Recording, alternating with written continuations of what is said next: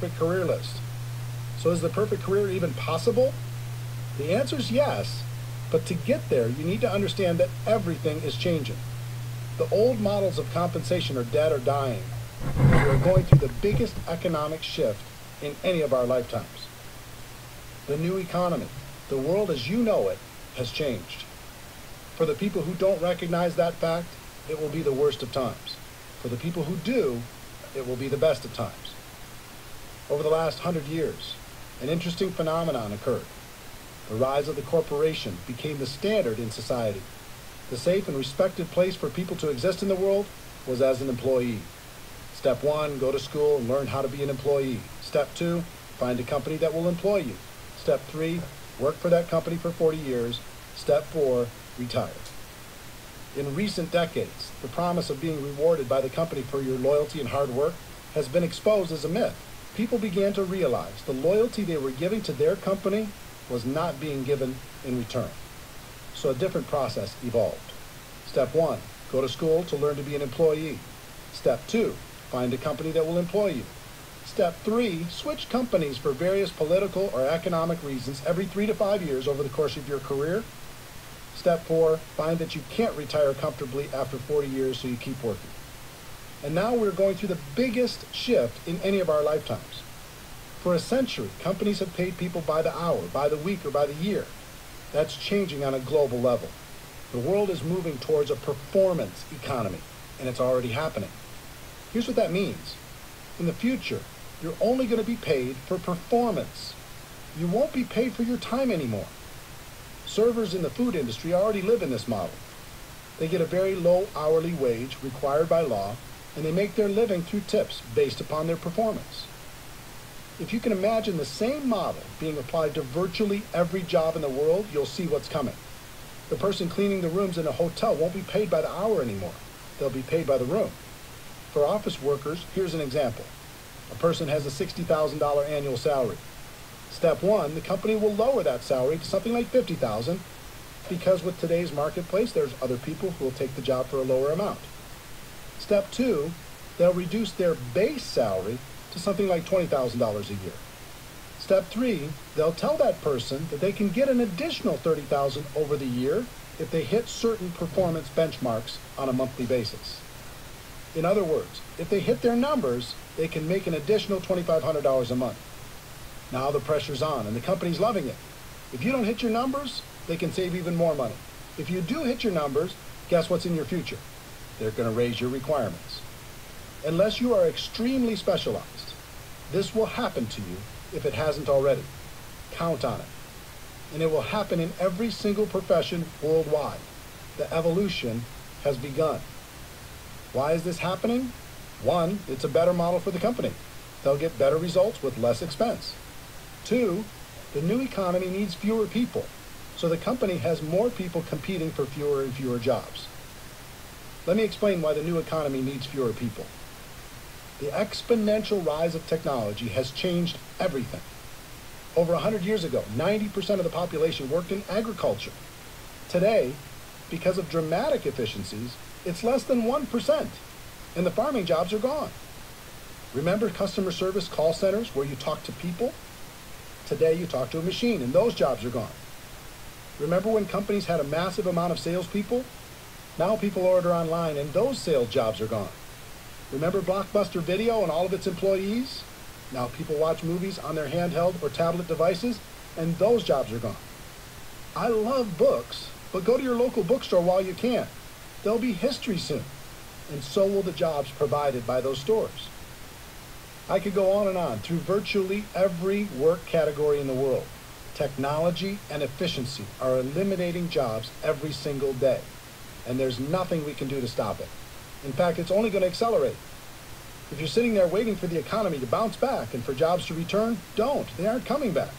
Just like the children of farmers saw the handwriting on the wall and left farming for new vocations, the same thing is happening for people working in old economy jobs. To survive, they'll need to open their eyes to this reality and find something new. Network marketing is better. The best way I know to not only survive, but to thrive in the new economy is network marketing. There are important products and services in the world today that need to be promoted to the people who need them. Consumers still need to be educated. Companies have choices. They can dive into the ever-fragmented world of advertising to get the word out. They can hire a large and expensive sales force to sell their products or services, or they can utilize network marketing to tell their story to the world. More and more, companies will choose to use network marketing because it fits the new economy. They can provide all the corporate support and paid distributors on a purely performance basis to promote their products. It's extremely efficient because in the new economy, word-of-mouth advertising continues to work better than any other form of promotion. The company can just take the money they would have spent on advertising and promotion and pay it to their distributors to spread the word.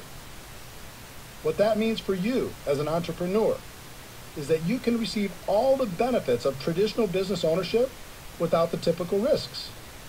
And there will be no cap on your income because network marketing companies want you to make as much as possible. If you're going to be paid for performance anyway, why live with the cap? The catch to network marketing. This all sounds great, and it is. But there's a catch that most people won't tell you. Here it is. You must accept a temporary loss of social esteem from ignorant people. That means for a while, people still living in and trying to function in the old system will think less of you. They won't understand. They'll think you're crazy for being involved in network marketing. And actually, the word accept isn't completely accurate. You need to do more than that. You need to embrace the temporary loss of social esteem from ignorant people. You are seeing the future before it becomes apparent to everyone else. You are the smart one. You are the person taking action to live a better life. There's a reason why people will think less of you, and it's not just because they're stuck in the old system.